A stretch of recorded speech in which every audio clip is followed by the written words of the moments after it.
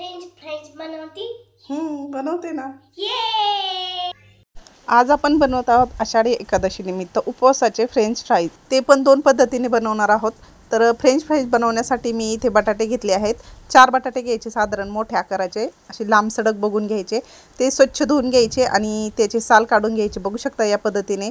आणि हे साल काढून याला 10 ते 15 मिनिटात पाण्यात धुवून घ्यायचे आणि मग याचे फ्रेंच फ्राईज तयार करायचे आहेत। तर मी इथे या पद्धतीने सगळे साल म्हणजे 4 बटाट्याचे साल काढून घेणार आहे। तर बटाटा वापरताना पांढरा आणि पिवळा असं दोन प्रकारे असतो। तर माझ्याकडे आहे पांढरा, म्हणजे तुमच्या घरामध्ये ज्या प्रकारे बटाटा अवेलेबल असेल तो बटाटा घ्या। आणि असा शक्यतो लांब सडक बटाटा घ्यायचा, म्हणजे फ्रेंच फ्राईज हे लांब लांब होतात असे मोठे मोठे। तर मी इथे एक बटाट्याचे साल काढून घेतले आहे आणि अशाच पद्धतीने सगळे बटाटे मी सोलून घेणार आहे, त्याचे साल काढून घेणार आहे आणि त्याला पाण्यात धुवून त्याला मस्त कट करून घेणार आहे। आपण जेव्हा बाहेर हॉटेलमध्ये फ्रेंच फ्राईज खाण्यासाठी जातो त्याच पद्धतीने हे मस्त आतमधून सॉफ्ट आणि बाहेरून एकदम क्रंची मस्त कुरकुरीत असे हे फ्रेंच फ्राईज तयार होतात। तर कुठेही जाऊ नका, व्हिडिओ हा शेवटपर्यंत बघत राहा, म्हणजे तुम्हाला बरोबर समजेल। पण तुम्हाला एक सांगणार आहे, मीच फ्रेंच फ्राईज जे आहेत हे पहिल्यांदा बनवत आहे, त्यामुळे मी तुम्हाला सगळ्या काही टिप्स इथे सांगू शकत नाही। पण रेसिपी मी जशी बनवते त्याच पद्धतीने इथे, म्हणजे तशीच मी तुम्हाला डिटेलमध्ये इथे दाखवणार आहे। एकदम मस्त झाले होते हे फ्रेंच फ्राईज, मी पहिल्यांदाच ट्राय केले होते, पण खूप भारी झाले होते। तर बघू शकता मी इथे या पद्धतीने फ्रेंच फ्राईज तयार करून घेतले आहेत। तुम्ही हा बटाटा आडवा न कापता उभ्या पद्धतीने कापायचा। तुमच्याकडे जर कटर असेल फ्रेंच फ्राई कट करायचं तर त्या कटरने तुम्ही एकसारखे फ्रेंच फ्राईज कट करून घ्या। माझ्याकडे सुरी आहे, कटर नाही आहे, त्यामुळे मी या पद्धतीने हे कटर न वापरता सुरीच्या साहाय्याने हे छोटे मोठे आकाराचे फ्रेंच फ्राईज कट करून घेतलेले आहे। तर मी इथे या पद्धतीने सुरी पण एवढी धारदार नाही आहे, त्यामुळे हे पटकन असे कट होत नाही। तर ठीक आहे, असो मी मस्त पातळ सडक आणि एकसारखी साईज येईल याचा प्रयत्न केलेला आहे।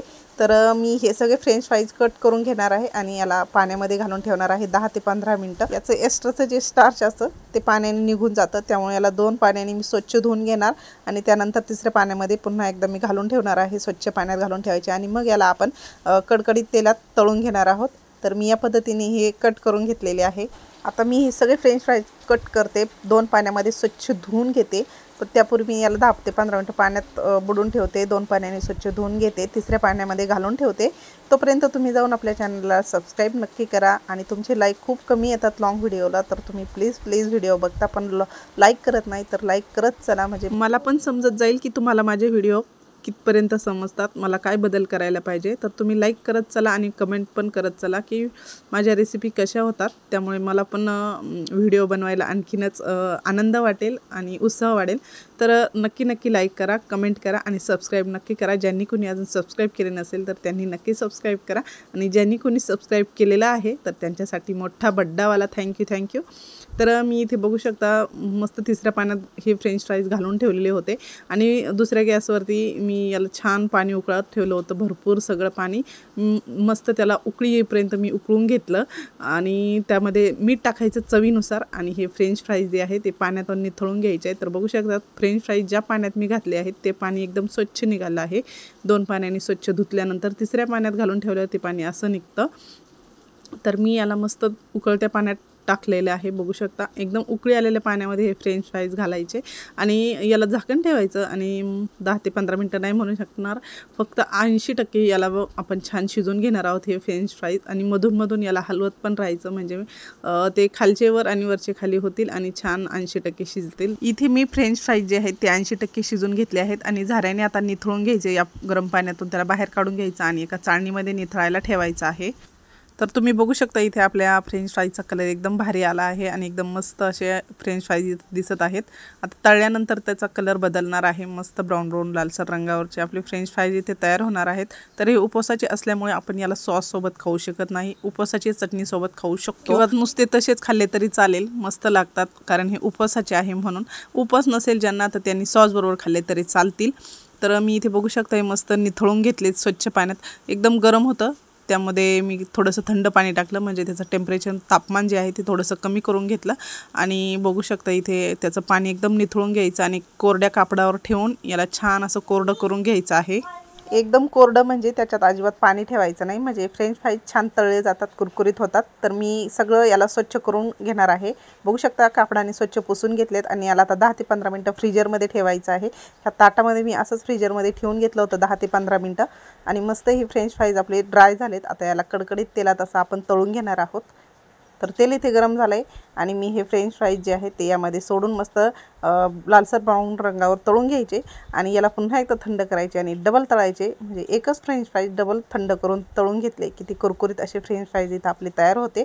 आणि आणखीन एक दुसरी एक पद्धत मी तुम्हाला सांगणार आहे, तर अगोदर ही होऊ द्या आणि खाऊन बघा कसे होतात ते, आणि मग दुसरी पद्धत ट्राय करा। तर मी इथे अगोदर थोडेसे सोडले आहे तेलामध्ये, अगोदर मी बघणार आहे कसे होतात ते। तर लालसर ब्राऊन रंगावर मी कमी गॅसवर हे तळून घेणार आहे। कमी गॅसवर तळायचे म्हणजे आतपर्यंत तळले जातात आणि मस्त आतमधून सॉफ्ट मऊ मऊ आणि वरतून क्रंची असे हे फ्रेंच फ्राईज तयार होतात। तर मी आलटत पलटत मस्त हे फ्रेंच फ्राईज भाजून तळून घेतले आहे तेलामध्ये आणि लय भारी झाले होते बरं का, तुम्हाला खरं सांगते एकदम मस्त झाले। मी पहिल्यांदाच ट्राय केले होते पण एकदम भारी, मुलांना खूप आवडले। माझ्यापर्यंत आले नाही, मी फक्त एकच टेस्ट केला पण एकदम मस्त झाले ते, मुलांनी सॉससोबत एकदम फस्त करून टाकले। तर बघू शकता उपवासाचे इथं फ्रेंच फ्राईज मस्त कलर आलाय। आता याला आपण बाहेर काढून घेऊयात आणि थंड करून पुन्हा एकदा तेलामध्ये तळून घेऊयात, मग बघा तुम्ही कसे क्रंची असे फ्रेंच फ्राईज तयार होतात। तर मी याला आता सगळे निथळून घेते आणि चाळणीमध्ये टाकून घेते, म्हणजे ते याचं जे एक्स्ट्राचं तेल आहे तूप आहे ते खाली निथळतं, म्हणजे एका पातेल्यावर किंवा एखाद्या भांड्यावर निथळायला ठेवायचं, मग पूर्ण एक्स्ट्राचं जे तेल आहे ते निथळतं आणि आपले इथं फ्रेंच फ्राईज मस्त खायला तयार होतात। तर मी ते सगळं काढून घेतलं आहे आणि दुसरे पण कढईमध्ये सोडून दिलेत। तर आता जास्त सोडलेत, पहिले ह्याचा मस्त कलर आला होता, मग म्हटलं चला आता भरपूर सोडून मस्त तळून घेऊयात। तर मी दुसरे पण मस्त असे तळून घेतले आहेत, बघू शकता। आणि ते पहिले लालसर ब्राऊन रंगावर काढले होते, तर आता म्हटलं थोडेसे पांढरे शुभ्र काढून बघावं, तर ते पण छान झाले होते। तर तुम्ही या आषाढी एकादशीला असे उपवासाचे फ्रेंच फ्राईज एकदा नक्की ट्राय करा।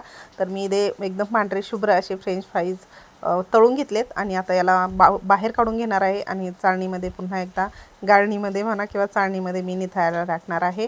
आणि पहिले हे आणि आताचे बघा किती फरक दिसतोय, दोन्ही पण छान झाले। ते तुम्हाला जसा कलर आवडेल तसे काढून घेऊ शकता। तर माझं पहिल्यांदा मी जास्त ब्राऊन लालसर तळून घेतले ना, ते एकदम पांढरे शुभ्र तळलेत। तर ही जी पद्धत आहे ही डबल करायची आपल्याला आणि ही पण आपण डबल तळून घेणार आहोत, म्हणजे छान कुरकुरीत असे फ्रेंच फ्राईज तयार होतात। तर हे झाली आपली पहिली पद्धत आणि आता मी तुम्हाला दुसरी पद्धत दाखवणार आहे। तर मी जे राहिलेले जे आपले फ्रेंच फ्राईज होते, तर त्यामध्ये मी 2 चमचे जे आपले साबुदाण्याचं पीठ असतं, मिक्सरमध्ये साबुदाणा घालून त्याचं पीठ तयार करून घेतलं आणि ते 2 चमचे यामध्ये टाकलं। उपवासाचे आहे त्यामुळे यामध्ये आपण साबुदाण्याचं पीठ घातलं आहे। तुम्ही उपवासाला नसेल करा तर यामध्ये कॉर्नफ्लॉवर टाकली तरी चालेल। मी इथे 2 चमचे साबुदाण्याचं पीठ घालून मस्त फ्रेंच फ्राईज मिक्स केले आणि तेलामध्ये तळून छान हे फ्रेंच फ्राईज तळून घेतले। आणि तुम्हाला जी पद्धत आवडली त्या पद्धतीने हे फ्रेंच फ्राईज या आषाढी एकादशीला नक्की ट्राय करा आणि बनवून खा। कसे वाटले कमेंट करा, लाईक करा, व्हिडिओला शेअर करा आणि असेच माझे नवनवीन व्हिडिओ बघण्यासाठी आपल्या चॅनलला सबस्क्राईब नक्की करा। कुरकुरीत फ्रेंच फ्राईज तयार झाले, आवडल्यास सबस्क्राईब करा। Bye bye.